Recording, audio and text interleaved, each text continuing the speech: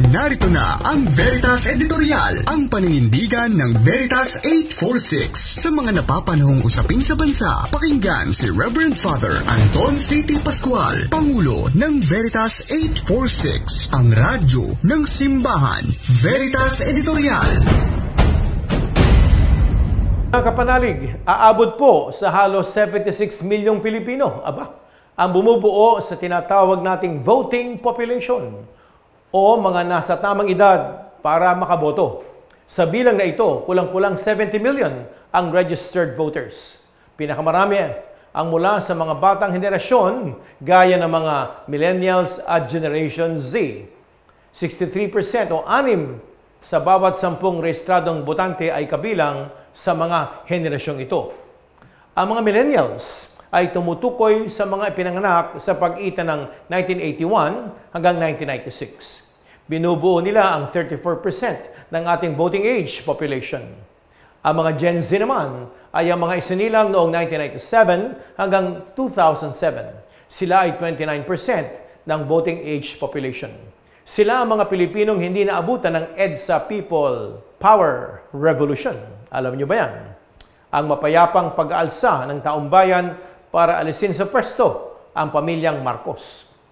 Sila ang mga Pilipino na maaaring kulang ang nalalaman tungkol sa yugtong ito sa ating kasaysayan kung saan nanindigan tayo laban sa isang diktatorya. Sila ang mga Pilipinong maaaring hindi nakikita ang kahalagahan ng araw na ito, 39 na taon na ang nakakaraan. Ang araw kung kailan bumalik ang demokrasya sa ating bansang Pilipinas. Hindi naman natin sinasabing sila lamang ang walang nalalaman tungkol sa makasaysayang araw na ito. Kahit ang mga nakakatanda, sa totoo lang kapanalig, kahit pa nga ang mga nakasaksi sa karahasang bumalot sa ating bayan sa ilalim ng batas militar noong panahon ni dating Pangulong Ferdinand Marcos, ay tila walang nabitbit na leksyon mula sa mga pangyayaring humantong sa EDSA People Power Revolution. Lantaran bagamat dahan-dahang nakabalik sa poder ang pamilyang ginawang sariling bangko ang kaban ng bayan, malakas pa rin ang kapangyarihan. Opo, malawak ang impluwensya ng pamilyang nakinabang sa pamumunong nagpalaganap ng takot. Samantala, ang mga biktima ng gobyernong diktador gamit ang pagtotorture at sapilitang pagdakip ay hindi na rin nakakamit ang katarungan. Itinuring natin sa simbahan ng EDSA People Power Revolution bilang isang himala. Sa harap ng mga tangke, puwersa ng militar na handang saktan ang mga nagtitipon-tipon para ipanawagan ang pag-alis ng pamilyang Marcos, walang dugong dumanak. May mga karahasang naganap bago ang araw ngayon, pero sa huli, kapayapaan ang namayani. Mapayapang pagbabago ang ating nakamtan. Kaya mainam na paalala sa atin ang nasa saad sa Mikas 6:5 sa Lumang Tipan. Alalahanin ninyo ang mga ito at malalaman ninyo ang ginawa ni Yahweh upang iligtas kayo. Kapanalig, mahalagang patuloy nating inaalala ang EDSA People Power Revolution. Lalo pat gaya ng inaasahan, hindi na ito pista opisyal sa ating bayan.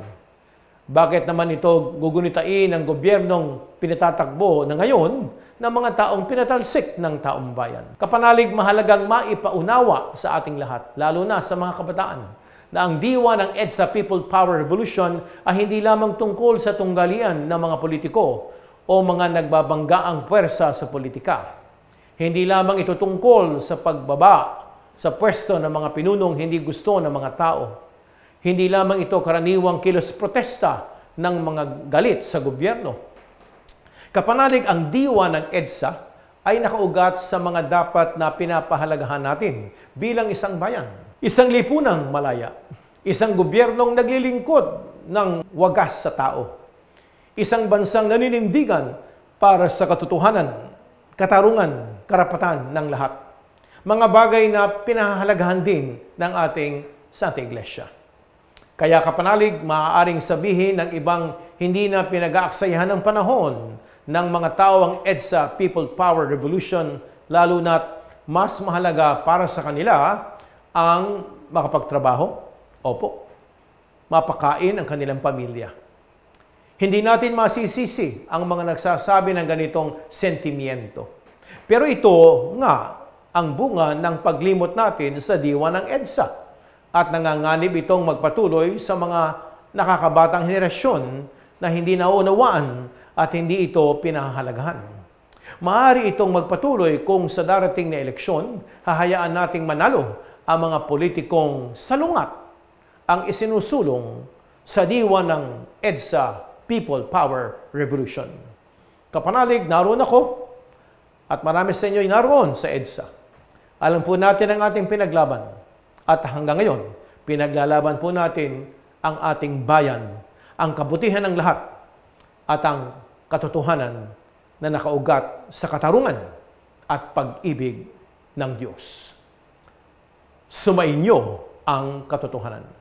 Inyong napakinggan ang Veritas Editorial. Ugaliing pakinggan ng Veritas Editorial kasama si Reverend Father Anton C.T. Pascual. Veritas Editorial.